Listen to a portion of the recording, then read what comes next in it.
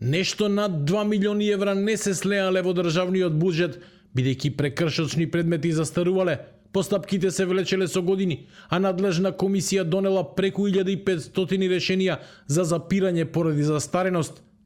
Ова го утврдил Државниот завод за ревизија по извршена проверка на финансиските извештаи и усогласеноста на Министерството за економија и труд. Ревизијата е за минатата година и покажува дека кај дел од финансиските извештаи има сериозни забелешки, а кај една буџетска сметка не се почитувале законите и правилата, додека кај друга извештаите се точни, но има пропусти во начинот на работењето. Иако прекршочната комисија е формирана во 2019 година, постапувањето по предметите започнува дури во 2022 година со формирање на нова комисија. Доставувањето на целосно подготвена документација од одделението до комисијата се врши по изминување на временски период од неколку години, додека изготвувањето на актите кои произлегуваат од записниците на прекршочната комисија е по изминување на период од 2 до 7 месеци. Од друга страна, одделението не изготвува месечни, полугодишни и годишни извештаи за своето работење, што не е во согласност со работните задачи и обврските дефинирани со правилникот за систематизација.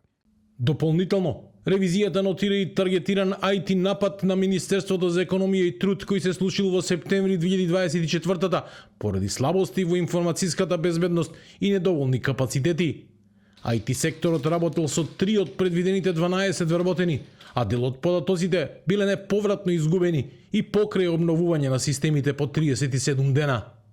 Иако е склучен договор за бекап софтвер, не е дефинирано континуирано следење и доказа за исправност на резервните копии, а дополнителен ризик е и користењето на застарени оперативни системи без пропишани мерки за заштита. Непревземените мерки за обезбедување на информацијска безбедност довеле до тоа да Министерството за економија и труд биде предмет на таргетиран IT напад во септември 2024 година, што предизвикало недостапност на сите сервери, како што се мејл адресите, веб серверот и датабазите.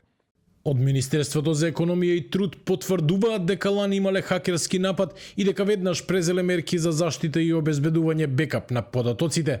Во однос на застарените предмети, по нив истрага водат надлежните институции и по завршувањето на постапката, јавноста ќе биде соодветно информирана за сите детали.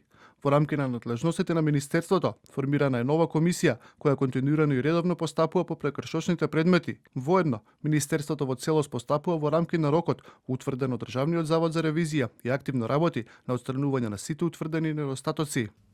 Половина година лани, Министерството за економија го водеше Крешник Бектеши од ДУИ, а по доаѓањето на новата власт, во него од социјала се припои труд, а на чело на новото Министерство за економија и труд застана Бесар Дурмиши од Влен. Инспекторатот на труд е на терен, врши контроли, ако